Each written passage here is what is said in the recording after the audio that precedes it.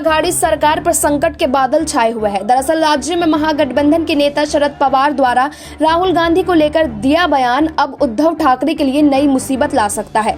महाराष्ट्र कांग्रेस के नेता और कैबिनेट मंत्री यशोमती ठाकुर ने महाविकास अघाड़ी के नेताओं से चेतावनी दी है और कहा है कि अगर वे महाराष्ट्र में एक स्थिर सरकार चाहते हैं तो उनकी पार्टी के नेतृत्व पर टिप्पणी करना बंद करें। ठाकुर ने ट्वीट करते हुए लिखा कि महाराष्ट्र कांग्रेस के कार्यकारी अध्यक्ष होने के नाते मुझे एमबीपीए में सहयोगियों से अपील करनी चाहिए कि अगर आप महाराष्ट्र में स्थिर सरकार चाहते हैं तो कांग्रेस पर टिप्पणी करना बंद करें। गठबंधन के बुनियादी नियमों का पालन करना चाहिए। उन्होंने एक और अन्य ट्वीट में लिखा कि हमारा नेतृत्व बहुत मजबूत और स्थिर है।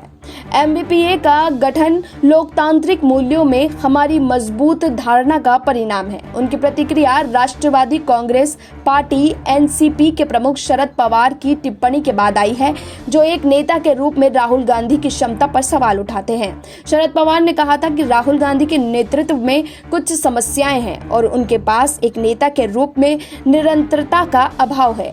एनसीपी ने बाद में स्पष्ट किया कि पवार की टिप्पणी केवल सलाह थी।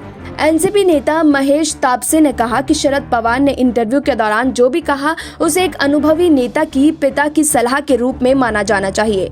एमबीपीए तीनों दलों की सरकार है, ये सरकार पवार की नहीं, जिन्होंने अपनी पुस्तक में राहुल गांधी की टिप्पणी के लिए बराक ओबामा की भी आलोचना की थी। पवार साहब ने स्पष्ट रूप से कहा था कि ओबामा अन्य देशों के नेताओं पर टिप्पणी ना करें।